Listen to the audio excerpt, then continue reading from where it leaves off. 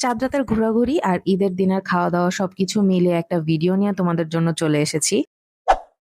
I know আমি অনেক late. রোজার ঈদের ভিডিও এডিট করে তোমাদের সাথে শেয়ার করতে করতে অলমোস্ট কোরবানির ঈদ চলে এসেছে। কিন্তু তারপরও ভাবলাম তোমাদের সাথে কিছু ক্লিপ শেয়ার।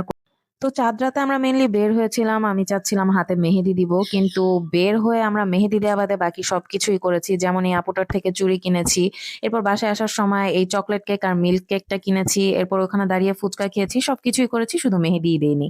বাসায় এসে আমি তাড়াতাড়ি করে ঈদের দিনের রান্নাবান্নাগুলো সেরে রাখতে চাচ্ছিলাম। কারণ আমি চাচ্ছিলাম না যে ঈদের দিন খুব বেশি হ্যাসেল হোক। এইজন্য আমি বেশিরভাগ সময়ই চাঁদ রাতেই রান্নাবান্নাগুলো করে রান্না শেষ করে আমরা ২ জন আবার বের হয়ে গিয়েছিলাম। এবার গিয়েছিলাম আমরা রবীন্দ্র সরোবর। কিন্তু অনেক রাত হয়ে যাওয়ায় আসলে স্টলগুলো সব বন্ধ হয়ে গিয়ে এরপর নাগরদোলা দেখে মন খারাপ হয়ে গিয়েছিল। এই কারণে মন ভালো করতে গিয়েছিলাম সুইট কর্ন খেতে। সুইট কর্ন খেতে খেতে বাসায় চলে আসলাম। আর এই তো ঈদের দিন সকালবেলা সবার প্রথমে আমার ননদের ছেলে আমার সাথে দেখা করতে আসে।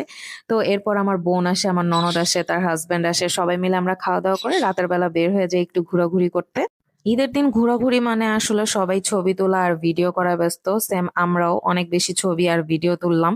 এরপরে আমরা চলে গেলাম লাস্টলি ফুপির বাসায় দাওয়াত খেতে। আর এভাবেই আমার ঈদের দিনটা কেটেছিল।